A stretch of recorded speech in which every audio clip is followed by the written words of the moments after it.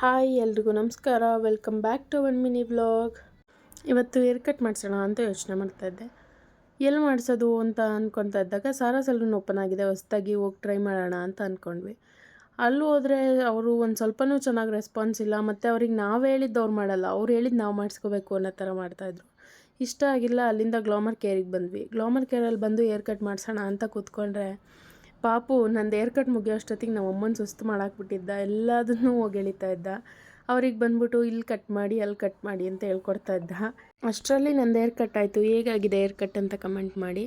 ಹಾಗೆ ಪಾಪುನೂ ಖುಷಿಯಾಗಿದ್ನಲ್ಲ, ಅವನದು hair cut ಮಾಡಿಸ್ಬಿಡೋಣ ಅಂತ ಮಾಡ್ಸೋಕ್ಕೆ ಕೂರಿಸಿದ್ರೆ ಅವನು ಏನಂದರೂ ಮಾಡಿಸ್ಕೊಳ್ಳಿಲ್ಲ. ಅವರಂತೂ ಪಾಪ ಎಷ್ಟು ಟ್ರೈ ಮಾಡಿದ್ರು, ಅವ್ನು ರೆಡಿನೇ ಇಲ್ಲ. ಹಂಗಾಗಿ ಅವ್ರ ಅಪ್ಪ ಜೊತೆನೇ ಬಂದರೆ ಸರಿ ಅವನು ಮಾಡಿಸ್ಕೊಳ್ಳೋಕ್ಕೆ ಅಂತ ಹೇಳ್ಬಿಟ್ಟು ಹೋಗಿ ಕರ್ಕೊಂಬಂದ್ವಿ.